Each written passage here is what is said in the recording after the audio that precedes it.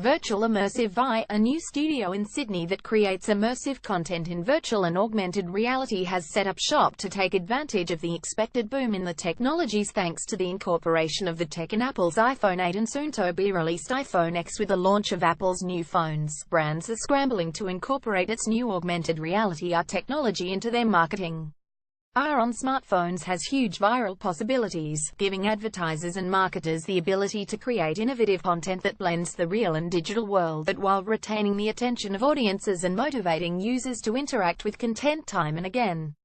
The most recent Markets report states that the number of mobile AR users are predicted to reach an astronomical 200 million by next year, estimating the global augmented and virtual reality markets will hit $151.30 billion United States dollars by 2022. Augmented reality is huge for brands.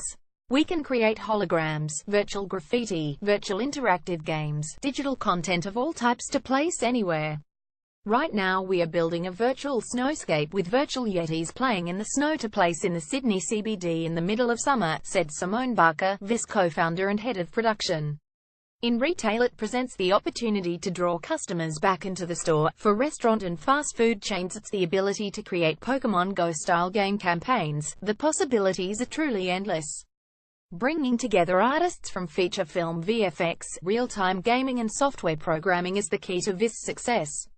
While individually they have decades of experience in their key areas of expertise, our award-winning team of co-founders Saxon Dixon, UX director, Andrew Lodge, VFX supervisor, and John Doolan, lead software engineer programmer, has been working together for over a year now. This has put us ahead of the curve in an industry that most people are still scrambling to get their heads around. For a VRR experience to work, the user experience needs to be seamless, interactive and immersive. It needs to look amazing and be technically unbreakable, says Saxon Dixon, who designs the user experience for all of these projects. These are the experiences we are building: innovative, immersive experiences with feature film-level VFX. Many agencies, production companies and marketers are still seeing VR as 360 video and don't really know what to make of AR or how to build ideas and stories around it, said Andrew Lodge, VIS VFX supervisor. We encourage anyone who is interested to come into the studio and experience the technology for themselves. The reactions have been fantastic. Seeing the aha moment on people's faces is complete validation of what we are doing here at VI, located inside the Vandal Creative Studio in Redfern. The VI team have been making the most of their proximity, collaborating with Vandal's co-creative directors Richard Swan and Emil Rademeyer on experiences soon to be released. Not wanting to be outdone by his ex-mistress take on Seven's new workplace culture saga, Tim Warner gets involved. Just when BT was about to launch its Christmas calendar, the men of BT comes this news ensuring our shirts stay on. Jackie Purcell joins Carrot Sydney to handle ecosystem planning, which BT can confirm doesn't involve mineral soil. BT has scrapped 10 from its Valentine's Day card list after telling us porkies about its next romance reality TV show. This creative duo from Slingshot flew the Aussie flag proudly at Spikes Asia, have kindly penned this wrap-up for BT. If you're a Hugh Jackman in showbiz fan who isn't, get your maracas ready, because HES back this Christmas. It seems the Daily Telly's recent claims that 10 would ditch the Formula One to cut costs has come partly true. Time-shifting the footy grand final and shielding yourself from the result was as impossible as a car spot in Richmond. Blueprint Group appoints FMCG veteran to BD role amid rumours AHES also in charge of Office biscuits and batteries. Sure, you might have already read about this campaign on Ad News Mumbrella, but BT's version has exclusive quotes. This campaign gets BT's seal of approval because it celebrates being old and experienced, not to infer we're wise. It's only because BT's editor is on an extended Mad Monday trip that we dare mention the NRL Grand Final sans Eels. Slabs of VB adorn PhD's office this morning as the agency sorts out teams for a celebratory case race after this win. Reprise comes to us with news of this regional hire, but still no news on its stapler exchange program between offices. BT's editor loves nothing more than watching classical vocal quartet Il Divo and Vivo, all while eating an iced Vovo. PR agency Haystack grows Brucey team by 3, impressively avoids token brick wall backdrop in photo of its newbies. Emirates is backing a trifecta of agencies to help it stay ahead of the pack at this year's Melbourne Cup. It's Weight Watchers fresh boxes all round today at Atomic 212 degrees HQ today, while it's Beer Burger Day at BT. Big Bad Bruce seems to have grown tired of the Tankabs saga, splashing some cash on a few shares of another TV network. The 39th Australasian Writers and Art Directors Association Awards today opens for entries and announces multiple new subcategories. New categories are included in craft in advertising, film, print, poster outdoor, public relations, radio, direct marketing, digital and branded entertainment and content. Early bird discount of 10% ends on Monday the 16th of October, with 10 Scuttles claims it's set for cost-cutting exercise, as BT's editor Scuttles rumours HES the serial office farter. The last time BT's editor was heard saying "I want to do bigger things," he was reaching for a pack of laxatives. BT and Kennards Hire get along, except for the time we strapped a wood chipper to the back of boat as a burling machine. Finally, someone is opening the door for BT's dream of being able to watch the footy at RT places to be realised. If the BT office observes October, we're pretty confident the 46ers will be out of a job, but that's unlikely. This study inspired the BT team to perform Beyoncé's All the Single Ladies routine at this morning's staff meeting. BT's editor once went on a Kentucky tour, has the scars to prove, the scars being a butt tattoo and navel piercing. With BT's editor on holes in Vanuatu, we resorted to the company accountant to pen this. He did a pretty good job. The DMG team have grabbed their parachutes, headed to the windowsill, shouted 1, 2, 3, Geronimo. Okay, that was bad. Creative whiz Laura Jordan Bambuck is doing our country proud over in the UK. Aussie oi oi oi. Iconic men's mag player ladies man Hugh Hefner has passed away. Rumours he took one too many Viagra pills quashed. Just when you thought all hope was lost for Murdoch Gordon to halt the Tankabs sale comes this tasty morsel of news. If you're prone to rage against all male creative team appointments, then get your pitchforks ready here, people. Yes, it's the handshake again for another appointment story, but which handsome devil could we have chosen? We ask. We think Aussie man would approve of iHeartRadio's 2 new stations amid rumours Chico rolls to be a major sponsor. In an NRL-heavy bulletin, here's Lot Too Cheery looking like a front-row enforcer for the Lego Ninjago movie. A 7 exec backtracks on his Twitter rant, while the former mistress of 7 West Media's CEO delivers her own. What could be more intoxicating than sun, sand, surf and a hint of Denkorub mixed with gold sandals and pasty journos? Our idea of culture is more along the lines of watching 1980s videos of Peter Allen getting jiggly with the maracas. Last time BT went to the MCA, we were asked to leave for mistaking a priceless artwork for an ashtray. Do you go to extraordinary lengths to sabotage agency rivals? Well, so Martin reckons you're wasting your time. BT's editor has vowed to never attend another NRL game after his beloved Parramatta Eels broke his heart 2 weeks ago. BT's editor has only ever bought 2 things on eBay: Britney Spears bubblegum and a ghost in a jar. First it was the Burgess brothers. Now Big Del Goods prove YOUI's fetish for NRL stars in this new vid. We reckon the More team has been playing Tupac's California Love on repeat since catching wind of this news. We love a good data story here at BT, so much so that we've created our own algorithm to find them. Okay, that was a lie. What would an agency launch story be without a team photo featuring a brick wall backdrop and awkward poses? BTDIDNT have to lift a finger for this piece, so kudos to magazine networks for delivering the goods once again.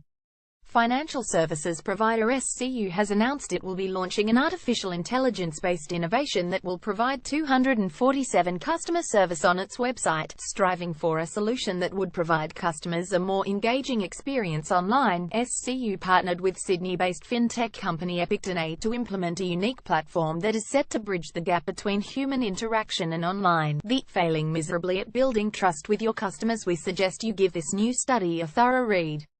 Still treading water when it comes to digital marketing? Well, the time to dive straight in is now, argues this scribe. BT's editor spoons Nutella straight from the jar. Not that he much likes it, he just has appalling eating habits.